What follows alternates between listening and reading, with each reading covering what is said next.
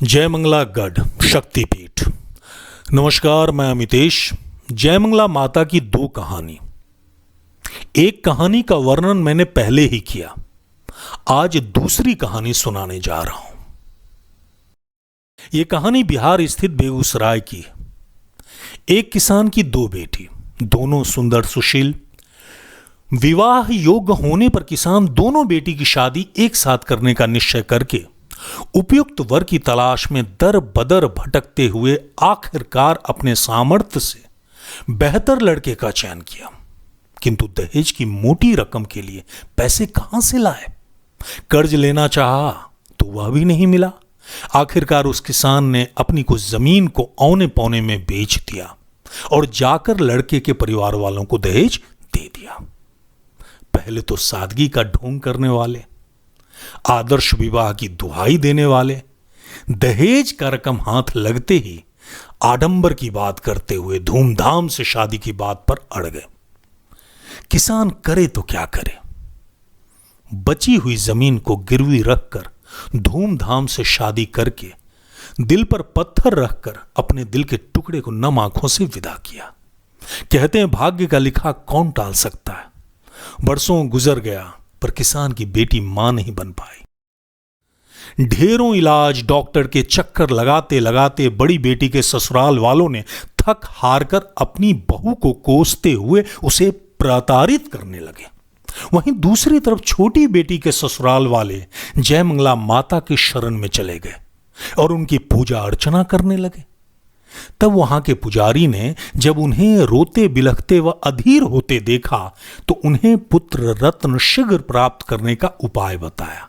उन्होंने कहा, माता तो दयालु हैं, किंतु कभी कभी प्रसन्न होने में बरसों परीक्षा लेती। यदि शीघ्र पुत्र धन चाहते हैं आप लोग तो माता के सबसे बड़े उपासक संत श्री 108 जयमंगला बाबा की शरण में जाइए। उनके ऊपर जयमंगला माता की साक्षात कृपा है, क्योंकि वह 45 वर्षों से निरंतर माता की तपस्या कर रहे हैं आज के जमाने में, आज के युग में, और माता उन पर अत्यधिक प्रसन्न रहती हैं। उनकी प्रार्थना वह शीघ्र सुनती हैं। बाबा अनगिनत भव्य यज्ञ करवा चुके हैं और यज्ञ कुंड में आहुति के उपरांत सिद्ध किया हुआ खीर जब माता को ध्यान करके जिन विवाहिता महिला को वे दे देते हैं वह तेजस्वी पुत्र रत्न अवश्य प्राप्त करती।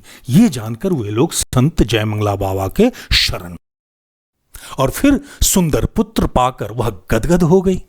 बच्चा जब बड़ा हुआ और माता पिता के साथ वह भी जयमंगला माता का दर्शन करने जाने लगा, तब एक दिन उस बच्चे ने अपनी मां से जयमंगला माता के बारे में कुछ प्रश्न पूछा, जैसे ये मंदिर कब से है, माता यहां कब और क्यों प्रकट हुई, उनकी कहानी क्या है। मां को तो कुछ पता नहीं था। तब वहां के पुजारी ने उस तेजस्वी बच्चे के प्रश्न का उत्तर दिया। उसने बताया, ये मंदिर लगभग बेटा 2000 वर्ष पुराना है और माता के प्रकट होने पर इस मंदिर का निर्माण हुआ। माता लीला करके दीनहीन लोगों का उद्धार करने के लिए यहां प्रकट हुई। कहते हैं आज से 2000 वर्ष पूर्व एक किसान को कोई बच्चा नहीं था। वह दर बदर भटकते फिरते काशी विश्वनाथ पहुंचा और वहां दोनों पति पत्नी बाबा भोलेनाथ व माता पार्वती का खूब ध्यान व पूजा पाठ किया।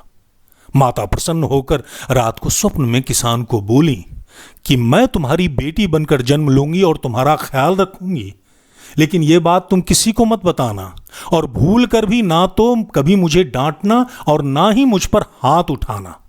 यदि तुमने ऐसा किया तो मैं तुम्हारे यहां से चली जाऊंगी। इस बात की चर्चा किसान अपनी पत्नी से भी नहीं किया। वह प्रसन्न होकर घर लौट आया। फिर वह खुशी का दिन आया जब किसान की पत्नी ने एक खूबसूरत कन्या को जन्म दी। किसान उस बच्ची का खूब ख्याल रखने लगा। समय गुजरता गया और किसान स्वप्न की बात भूल गया। वह बच्ची खूब काम करती थी और खाना बनाकर किसान को खेत पर जाकर पहुंचाती भी थी। किसान की बेटी प्रतिदिन अपने पिता को भोजन पहुंचाकर वापसी में जंगल में शेर की सवारी करती थी। एक दिन भोजन लेकर पिता को देने जा रही थी, सामने उसका प्यारा सवारी बब्बर शेर आ गया। कन्या उस शेर की सवारी करने लगी, उसके साथ खेलने लगी। इस क्रम में वह पिता को भोजन पहुंचाना भूल गई। इधर किसान भूख से व्याकुल होकर अपनी बेटी को गुस्से में भला बुरा कहते हुए ढूंढने लगा। घनघोर जंगल में उसने अपनी बेटी को शेर पर बैठा देखा तो दंग रह गया और गुस्से में चिल्लाने लगा। शेर छुप गया, उसने अपनी बेटी पर हाथ उठा दिया। तब माता अपने दिव्य रूप में प्रकट हो गई। किसान हाथ जोड़कर अपनी भूल पर रोने लगा, उसे सब याद आ गया। तब जयंती मंगला ने कहा कि मैंने तो तुम्हें पहले ही कहा था कि यदि तुमने मुझे डांटा तो मैं चली जाऊंगी। किसान बिलख बिलख कर रोने लगा और कहने लगा कि मैं मूर्ख जो आपके स्वप्न